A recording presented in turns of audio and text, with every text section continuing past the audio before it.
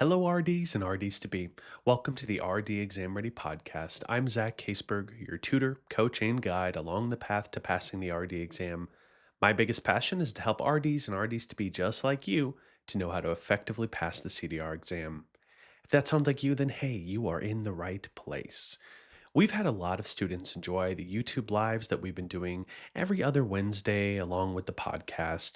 Many students are reaching out to me to just over social media to tell me how much the podcast and the show has helped them to supplement their learning. And the most of all, it's helping them to pass, which I really love to hear. If you do enjoy those lives, we're going to have another one upcoming here on March 4th, 2026 at 7 o'clock Central Time. That would be 5 o'clock Pacific, 6 o'clock Mountain, 7 o'clock Central, 8 o'clock Eastern Time, all on that evening. So PM for all those dates. That's going to be hosted on YouTube Live once again. So if you want to join those with us, they're completely free and open for you. Just go to the RD Exam Ready YouTube page. You can go to the live section and you can see where we have some upcoming lives and hit notify me. If you don't get a chance to watch it, remember you can always go back and watch it later just for free as much as you want to. Those all end up getting posted afterwards in that live section. So if you have something better to do or just don't feel like listening to me that day, you can go ahead and watch those back. For that live, we're going to be doing foodborne illnesses, just talking through some of the basics, reviewing foodborne illnesses, and maybe throwing a couple questions along the way. Another thing you might want to do is just go ahead and get some notes from these sections. And I've been trying to think of, well, how can my participants get the notes, the PDFs from these sessions? So I had an idea. I went ahead and started a mailing list for students that want to get notified of upcoming podcasts or upcoming live dates. I think this would be a great way that I can share that material with you from the episode. So, in the bio of this episode, I'm going to be putting a link to the mailing list. So, if you do want to join that, feel free. I know that mailing lists feel it's kind of silly in a way because you're just using email, and there's so many ways to get material to you, but I can't think of a better way to make sure you get that material. So make sure you join that mailing list and maybe you can get some of that free material as well. And it's not going to hurt if you follow me on Instagram, RD Exam Ready, TikTok, as well as the RD Exam Ready YouTube page as well if you have not subscribed to that yet. Okay, that's enough plugging all the ways that you can hear my voice even more. Let's get into today's topic. When it comes to MNT topics, we always have those heavy hitters, right?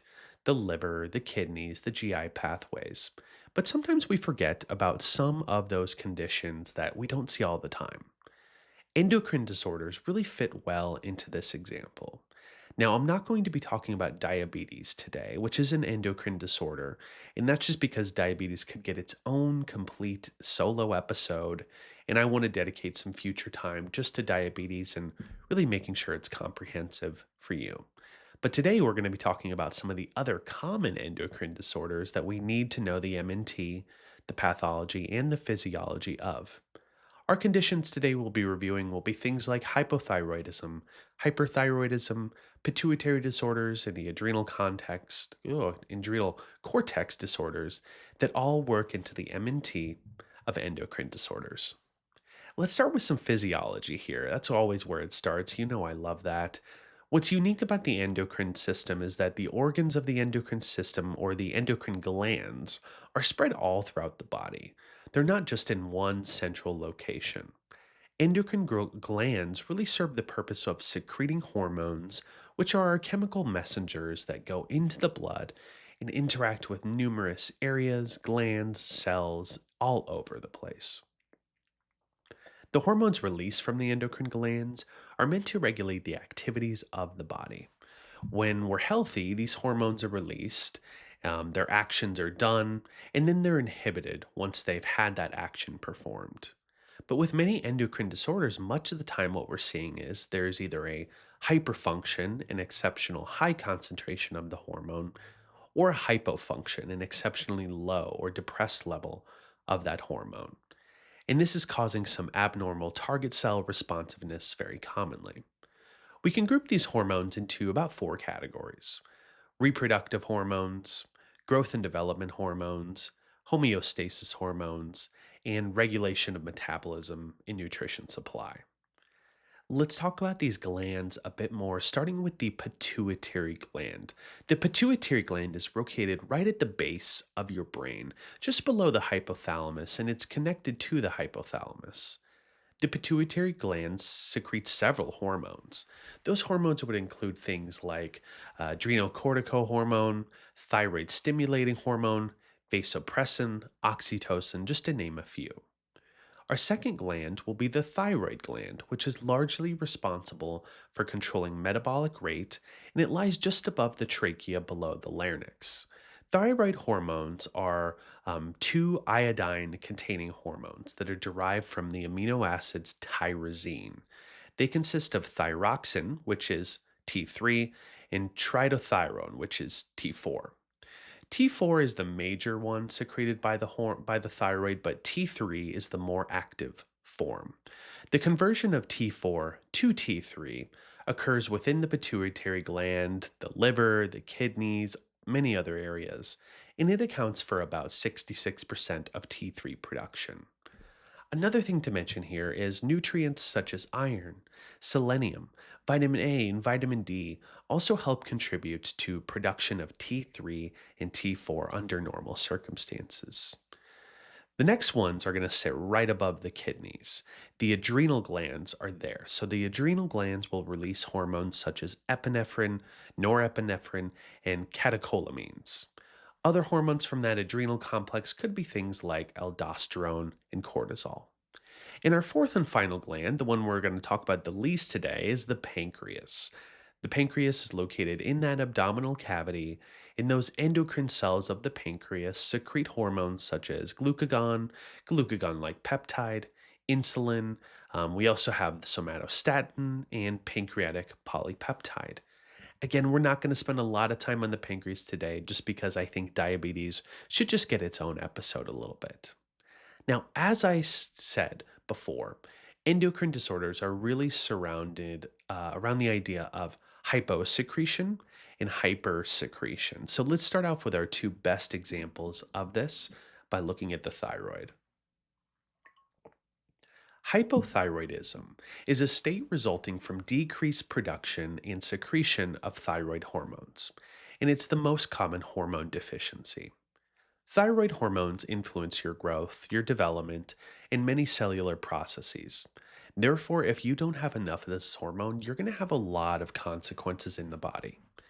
Generally, thyroid disorders like hypothyroidism is more common in females, unfortunately, and worldwide hypothyroidism is most commonly caused by an iodine deficiency, just not having the iodine necessary to make those hormones. Now, in the US, we don't really have a deficiency of iodine, or that's not usually what we see. We have plenty of iodine in our salt and in our diet, so it's not usually going to be caused by lack of iodine. It's going to be more caused by an autoimmune type of disorder that causes hypothyroidism. So, some of those other causes of hypothyroidism could be things like Hashimoto's thyroiditis, thyroid destruction due to conditions like Graves' disease, possibly a surgery or a pituitary issue in the pituitary gland where the hypothalamus is unable to stimulate the signal of thyroid hormone.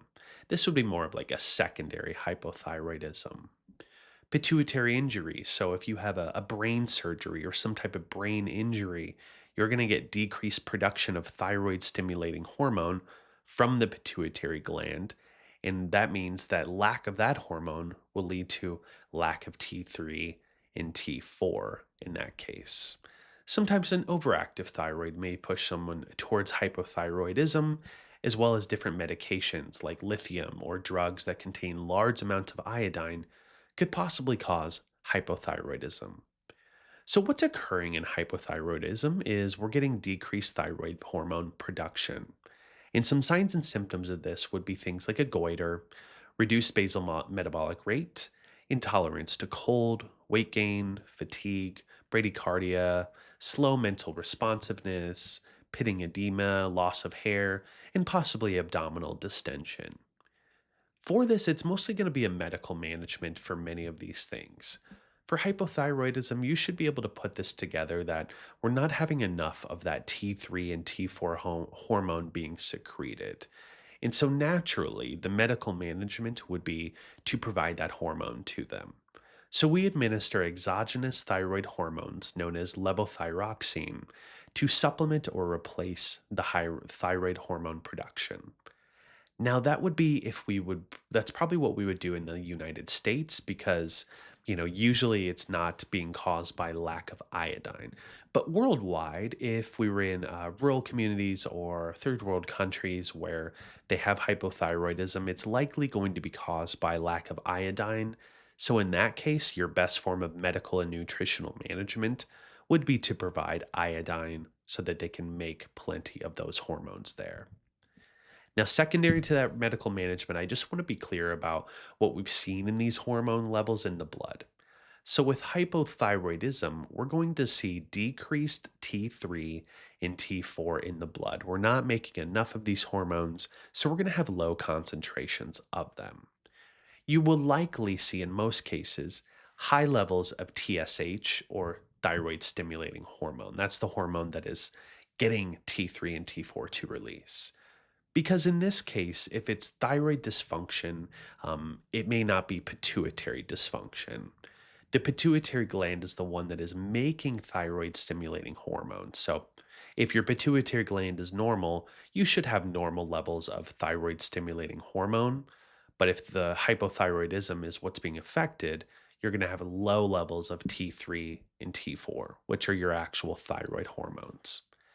Now let's talk nutrition therapy. Not a lot to talk about, turns out.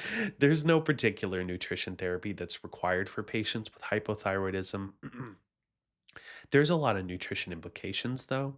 First of which being that decreased metabolic rate. Now, we don't want the patients to go on a fasting or restrictive diet because at times this may exacerbate hypothyroidism. However, when you're providing nutrition education, it's important to educate your patient with hypothyroidism that their metabolic rate may be lower. So I would say give them recommendations for foods that are dense in nutrients, but ensure they're not overfeeding themselves with calories, possibly causing increases of fat mass and increases of inflammation in the body.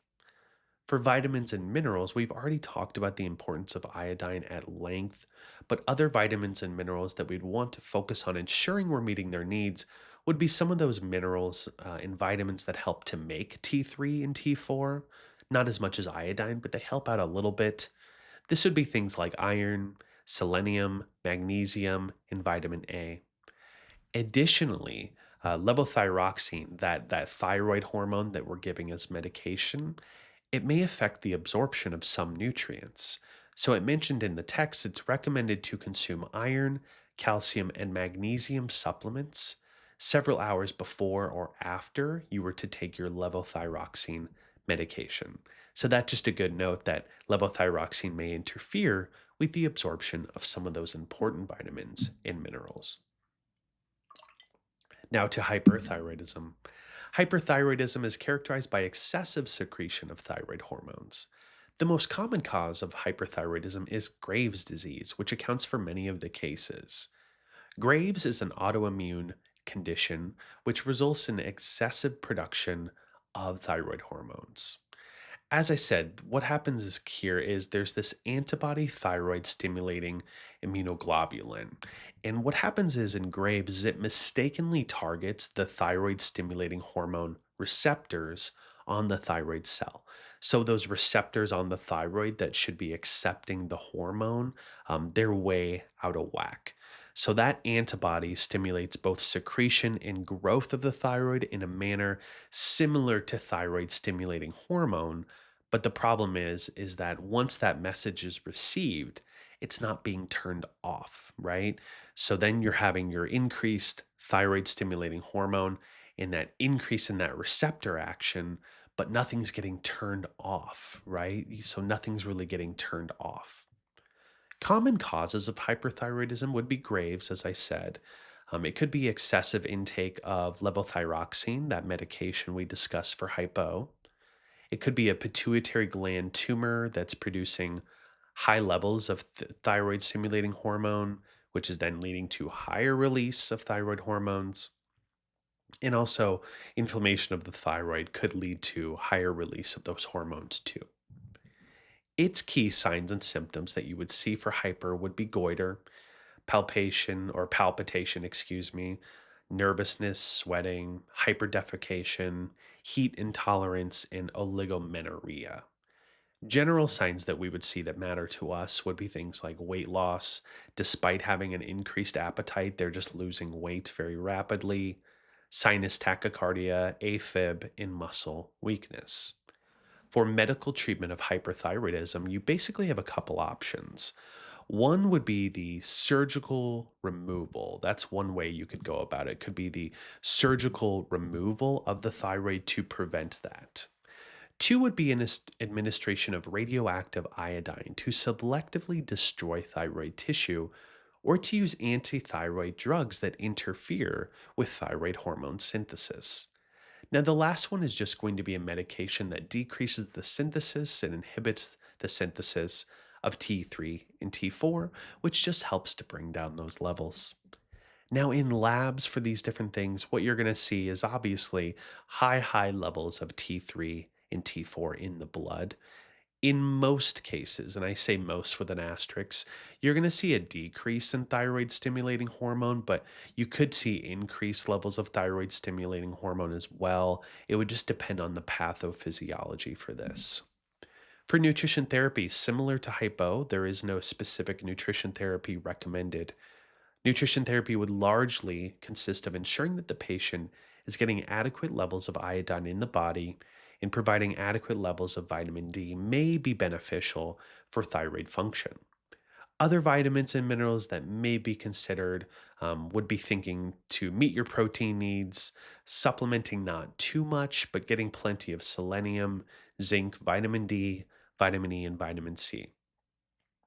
All of these in combination would help the thyroid. And then also providing education to the patient about energy dense foods so they don't end up losing muscle mass, becoming malnourished, or having excessive weight loss.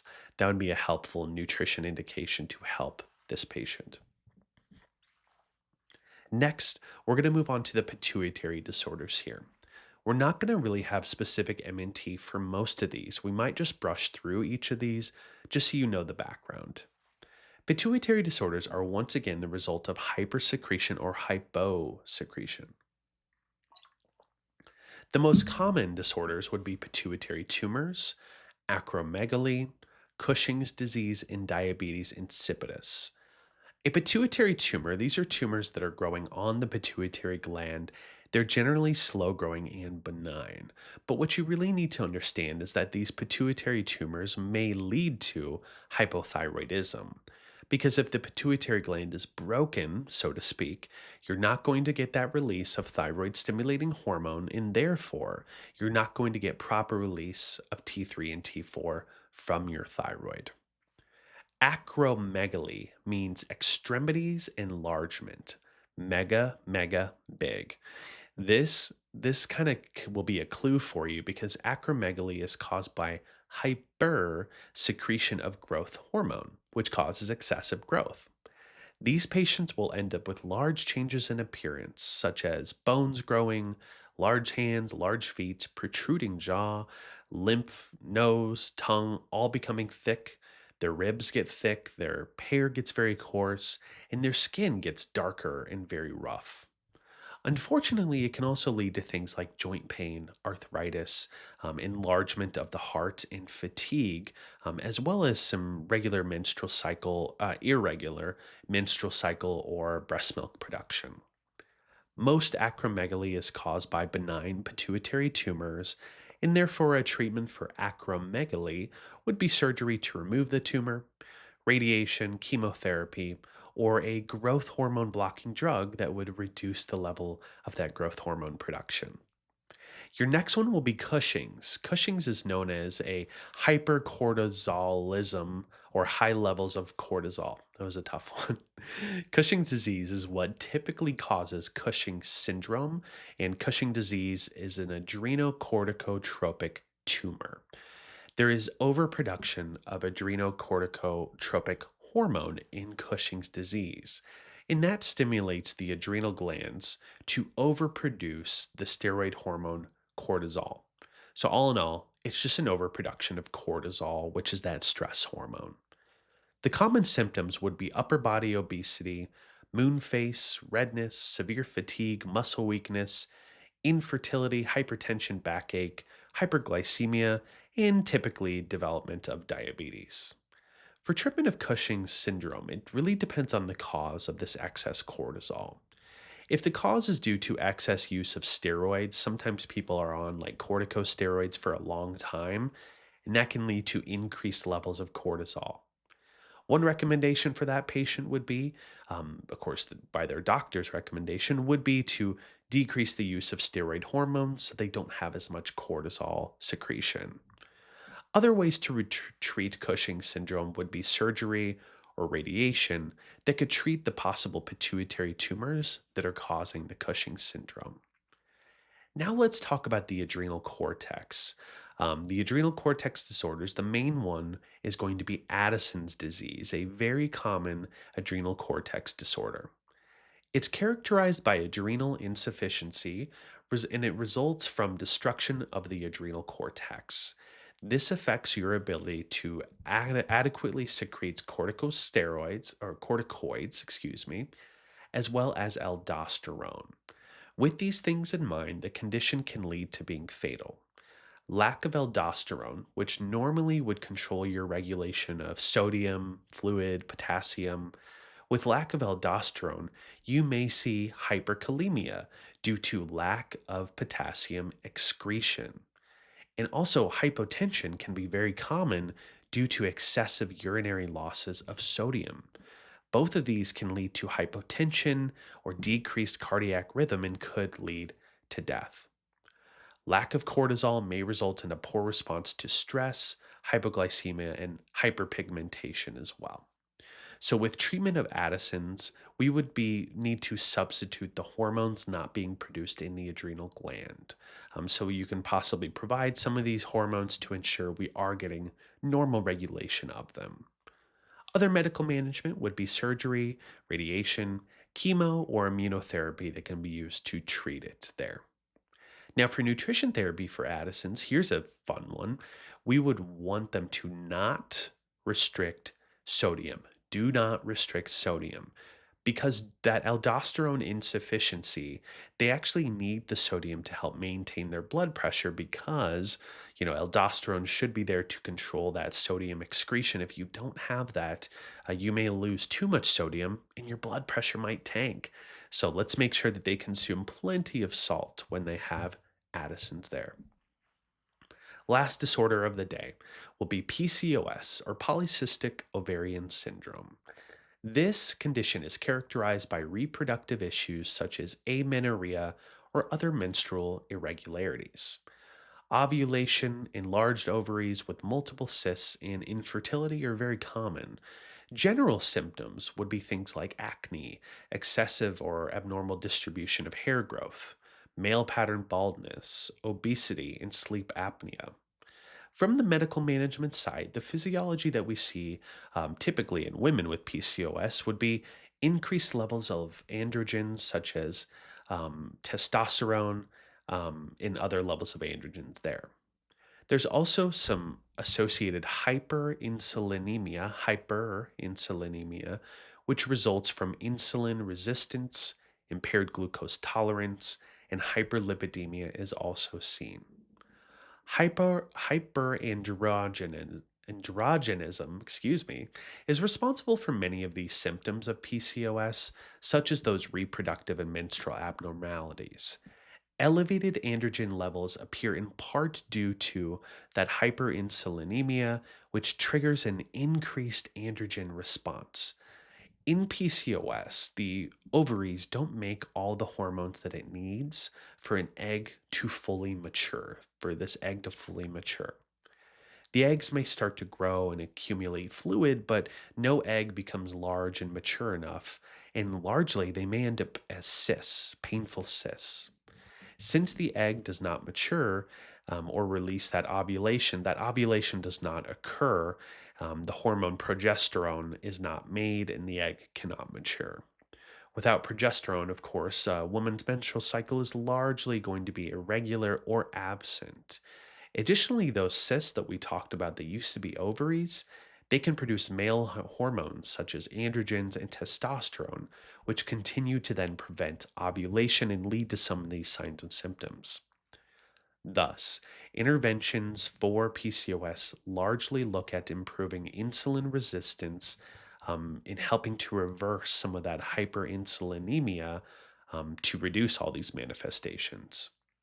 Hypothyroidism occurs in some cases of PCOS, so medical teams just want to test for thyroid function to rule out hypothyroidism and help indicate if treatment for thyroid hormone would improve this patient in any way. For MNT, for PCOS, we would want to include dietary modifications to help enhance insulin sensitivity. Things we would want to avoid would be things like refined carbohydrates, sugars, or overconsumption of calories. We would want the patient to consume high fiber foods, low glycemic index foods, and eat small frequent meals. There is some evidence that speaks to that there's benefits from high versus low carbohydrate diet in some patients. I don't think we can indicate which one is helpful for it yet, but I'm just going to give my subjective opinion. I don't think a low carbohydrate diet is really what I'm looking for, but think of it like this. If I am trying to control the level of insulin resistance in a patient, I'm at the very least going to be monitoring carbohydrate intake because super high carbohydrate intake probably isn't going to help their hyperinsulinemia, right? And it's not going to help with weight management if they consumed a very high carbohydrate diet. For many of these patients, we may give some recommendations not to restrict calories or to consume a low calorie diet, but yeah, maybe we want some type of calorie restriction to prevent weight gain.